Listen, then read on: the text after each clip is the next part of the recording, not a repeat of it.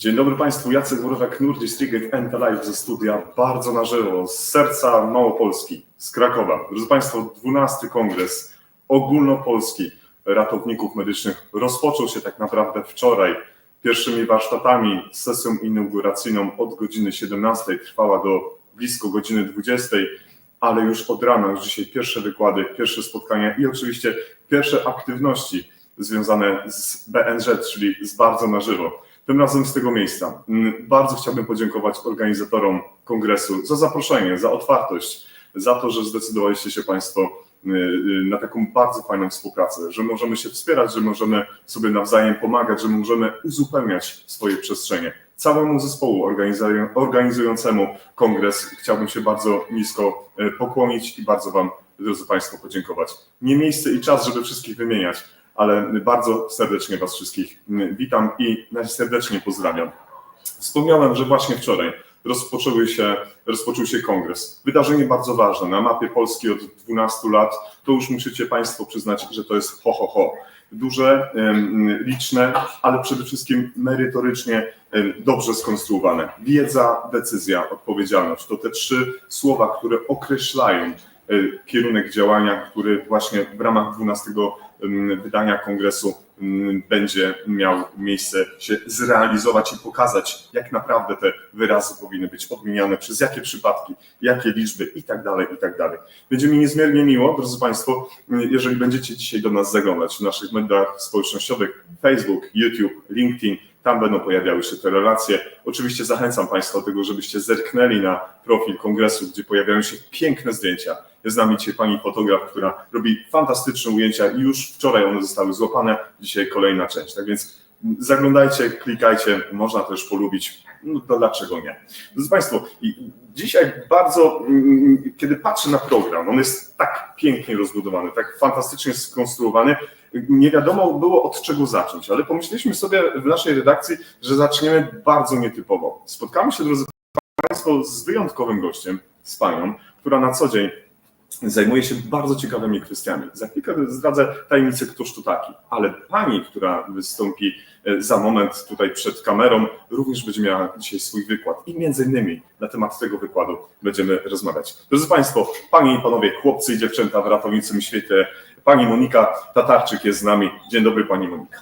Dzień dobry, witam serdecznie Państwa. Specjalistka, ekspertka z Laboratorium Kryminalistycznego Komendy Wojewódzkiej Policji w Krakowie jest z nami. Jaka nazwa w ogóle i co pani tu robi, pani Moniko? Nazwa może i długa i straszna, natomiast bardzo fascynująca. Przede wszystkim praca w Laboratorium Kryminalistycznym w Policji jest bardzo ciekawa. Polega przede wszystkim na ujawnianiu, identyfikowaniu śladów kryminalistycznych, które pojawiają się na miejscu zdarzeń, a później w zaciszu laboratorium na identyfikację tych zdarzeń, tych śladów. Co musiało się wydarzyć, żeby ekspertka tej rangi pojawiła się na naszym kongresie? Czy to była prośba organizatorów, czy macie Państwo jako Biuro Kryminalistyczne, Laboratorium Kryminalistyczne takie poczucie, że my, ratownicy medyczni w pomocy przedszpitalnej, w medycynie przedszpitalnej, mamy może jakąś rolę do spełnienia, może jesteśmy dla Was jakoś ważni, może jesteśmy nawet jakimś partnerem? Wszystko to, co Pan powiedział, jak najbardziej w całości jest ważne. Od kilku lat współpracujemy dość intensywnie z ratownictwem medycznym. Przede wszystkim spotykamy się na miejscu zdarzeń.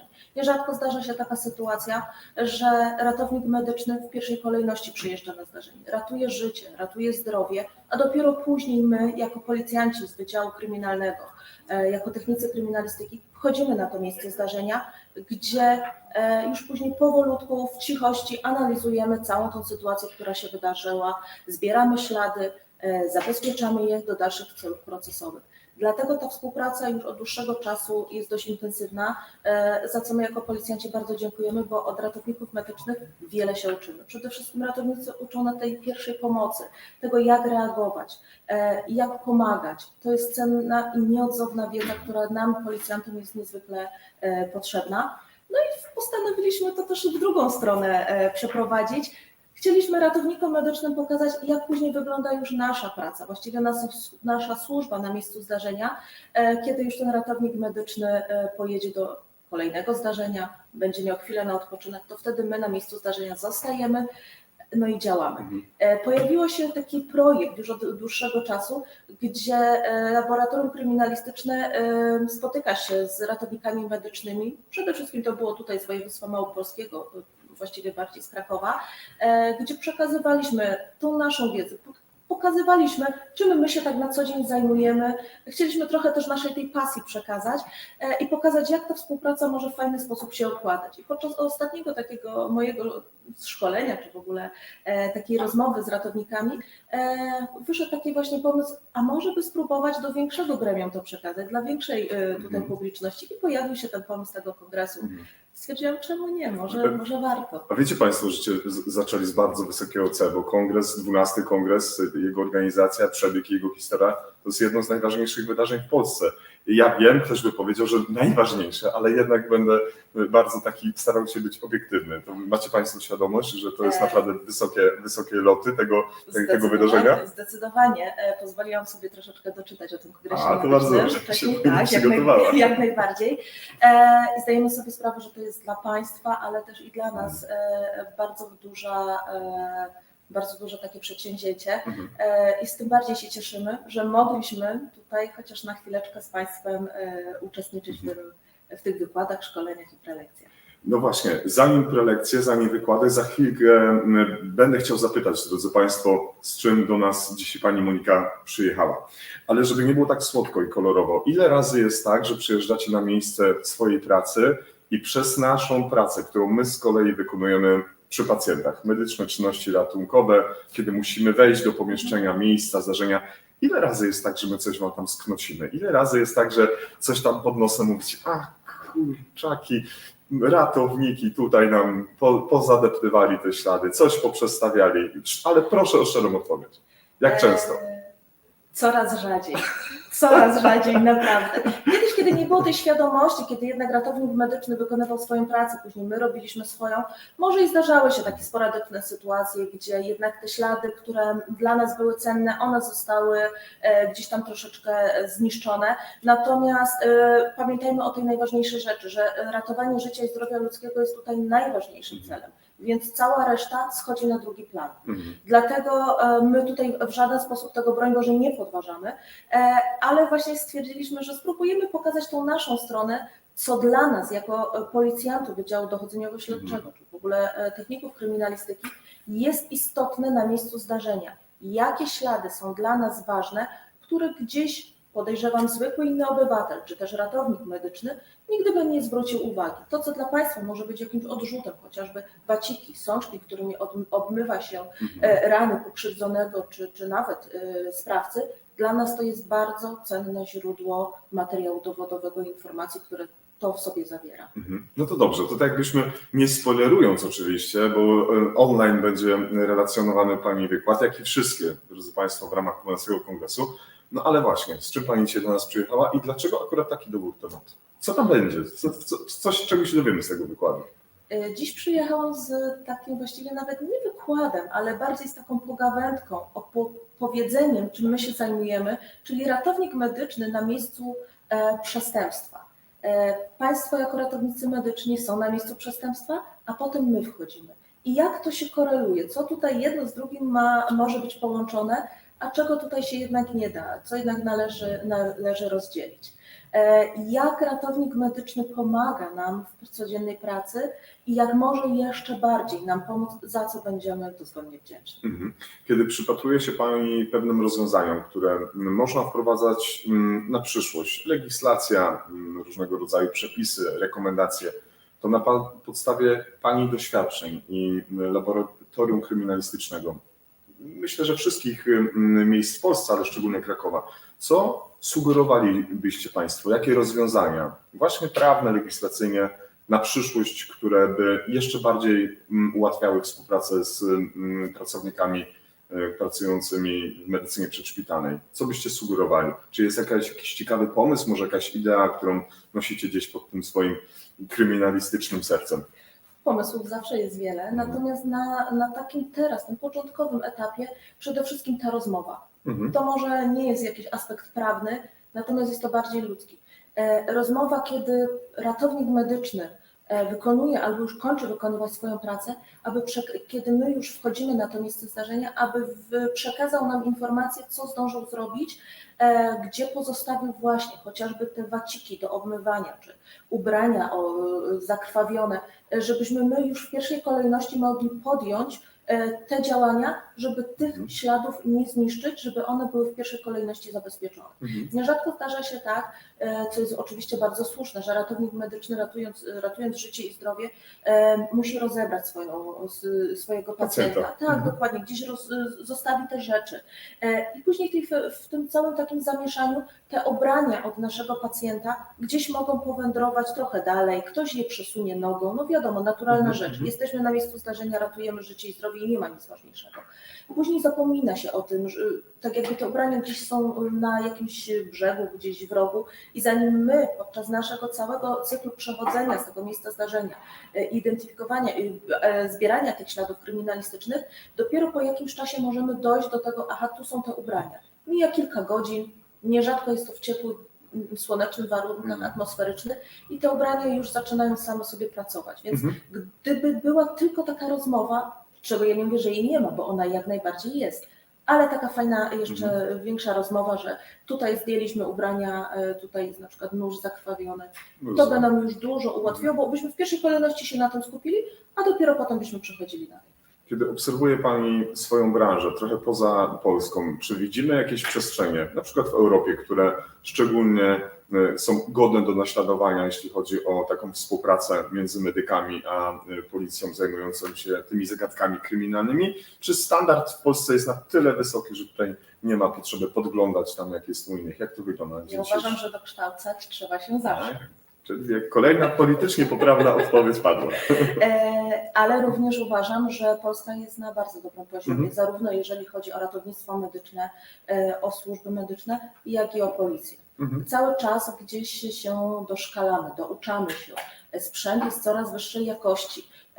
Mamy coraz więcej, mimo wszystko, ludzi z pasją, bo to jest ważne, żeby jednak zarówno i w ratownictwie medycznym, jak i w policji, czy to nie tylko w laboratorium kryminalistycznym, nie tylko w służbach kryminalnych, ale również w służbie na przykład patrolowej, żeby wszędzie byli policjanci i ratownicy, czy w ogóle ludzie z pasją, którzy bardzo chętnie chcą coś od siebie dać. Zdarza się taka sytuacja w Państwa pracy, że ratownicy medyczni nie mogą się z Państwem podzielić wszystkimi informacjami, które są dla Was ważne. Dotyczy to ochrony dobra pacjenta, tajemnicy medycznej itd., itd. Czy Państwo już z założenia ustawowego, proceduralnego macie prawo zapytać nas o wszystko i my mamy obowiązek odpowiedzieć Wam na wszystkie pytania? Jak to wygląda tak w praktyce? Jeżeli chodzi o nas jako techników kryminalistyki, bo ja pod tym kątem się tutaj wypowiadam, to dla nas najważniejsze są tylko kwestie związane tak naprawdę z tym, co się zadziało, czyli z obrażeniami, które powstały u naszej ofiary, czy to sprawcy, o tym, w jakim ewentualnie stanie ta osoba, czy żyje, czy już zmarła, bo to też dla nas ma znaczenie, ale przede wszystkim te obrażenia. To jest dla nas istotne, bo na podstawie obrażeń, czy na podstawie tego, co nam Państwo powiedzą, my jesteśmy w stanie w dalszej kolejności szukać, czy to narzędzia, którym zostało dokonane to przestępstwo, szukać dodatkowych śladów kryminalistycznych, które niekoniecznie są bezpośrednio na tym miejscu zdarzenia, mogą być gdzieś dalej. Bo to, że tutaj mamy sprawcę, mamy ofiarę, czy przede wszystkim naszego pacjenta poszkodowanego, nie znaczy, że tutaj doszło do tego popełnienia przestępstwa. Popełnienie przestępstwa mogło być w zupełnie innym miejscu. I tylko taka informacja odnośnie tego, jakie mamy obrażenia u sprawcy, przede wszystkim, u ofiary, no to by jak najbardziej była dla nas pomocna. Kiedy w swojej pracy na co dzień, a wykonuję pracę już niestety poza polskim systemem, bardzo dobrze układa nam się współpraca z policją norweską, kiedy przyjeżdżają technicy kryminalni, kiedy zajmują się swoją pracą. I procedura pozostawienia przy pacjencie, który został uznany za osobę zmarłą w trakcie czy już zastanej sytuacji, czy po wykonaniu czynności ratujących życie, niestety odstąpienie było od tego procesu z racji niepowodzenia. My pozostawiamy cały sprzęt medyczny na pacjencie. Rurka intubacyjna, wkłucia, nie wkłucia, to wszystko, niczego nie usuwamy. Jak to jest w polskim systemie? Co byście chcieli, żeby było przez nas pozostawione, czy mamy po sobie, tak brzydko mówiąc kolokwialnie, posprzątać to, co żeśmy razem tam z kolegą czy z koleżanką ratowniczką przynieśli na miejsce zdarzenia. Często zdarza się właśnie w taki sposób, jak Pan powiedział, że mamy sytuację, kiedy Państwo ratują życie, nie udaje się tego życia uratować i na pacjencie pozostają, czy już wtedy na osobie zmarłej, pozostają te urządzenia, te rurki, czy w ogóle ten cały sprzęt, którym Państwo próbowali to życie ratować. Dla nas to nie stanowi żadnego problemu, ponieważ i tak ciało wędruje do Zakładu Medycyny Sądowej na sekcję zwłok. Z wszelkim całym tutaj uposażeniem, które pozostało na tej osobie. My w protokole oględzin, który jest integralną częścią całego tutaj procesu na miejscu zdarzenia, zapisujemy dokładnie, jak wyglądało ciało, jakie miało czy to obrażenia, ale również to, co Państwo jako ratownicy pozostawili czy to obok, czy to już na ciele tego zmarłego. My to wszystko sobie dokumentujemy zarówno fotograficznie, zarówno wideo, jak i tradycyjnie opisując w protokole oględzin. Więc dla nas naprawdę nie ma to znaczenia. Nawet lepiej by było, gdyby Państwo tego nam nie zabierali, bo tak jak wspomniałam, te waciki, sączki, cokolwiek, czym Państwo obmywacie, przypuśćmy ofiarę gwałtu, to tam są bardzo cenne dla nas ślady kryminalistyczne. Jeśli Państwo nam zabiorą te pozostałości, no to my tak naprawdę tracimy bardzo znaczną część materiału dowodowego, który moglibyśmy w dalszej części już sobie procesować. To jest tak naprawdę sprawca, kiedy miał kontakt z ofiarą, to Państwo mają pierwszy raz tą możliwość zabezpieczenia, tak kolokwialnie. Tak, dokładnie. Więc dla nas to jest istotne, żeby to nam zostawić, żeby właśnie tego nam Państwo nie zabierali. Drodzy Państwo, nie zabierajmy tego zaprzyjaźnionym z nami policją zajmującą się szczególnie kwestiami kryminalnymi w miejscu zdarzenia. W miejscu, w którym znowu pracuję, odwołam się do tego, technicy kryminalni, policja ma dostęp do naszej dokumentacji medycznej. Często życzą sobie, żebyśmy jeszcze uzupełnili pewne notatki, dodatkowe informacje im dodali. Co Pani sugeruje, co powinno się pojawić w naszej dokumentacji medycznej, co powinno być opisane jeszcze w jakiś dodatkowy sposób, co może się przydać na przyszłość technikom kryminalnym, którzy na przykład będą chcieli wrócić do nas, może zadzwonić, może przyjechać na konsultację do naszej stacji, a może zerknąć do dokumentacji. Czy jest coś szczególnego, na co powinniśmy zwrócić uwagę, prowadząc dokumentację medyczną? Tutaj chciałam rozróżnić dwie kwestie na samym już początku. Technik kryminalistyki to jest funkcjonariusz, który przyjeżdża na miejsce zdarzenia i jego obowiązkiem jest zabezpieczenie śladów. Natomiast dalszy etap, czyli już cały proces, który się rozpoczyna, to należy do Wydziału Dochodzeniowo-Śledczego. Rozumiem. Więc jeżeli policjant Wydziału Dochodzeniowo-Śledczego prowadzący daną sprawę chce wrócić do jakichś materiałów, chce dopytać czy to jakieś dodatkowe obrażenia, które powstały i potrzebuje tej wiedzy od ratownika, czy to też tego, który był na miejscu zdarzenia, bądź tego, który po prostu ma wiedzę w tej sprawie, to bezpośrednio już z nim się kontaktuje. Technik kryminalistyki jest tylko tu i teraz na zdarzeniu.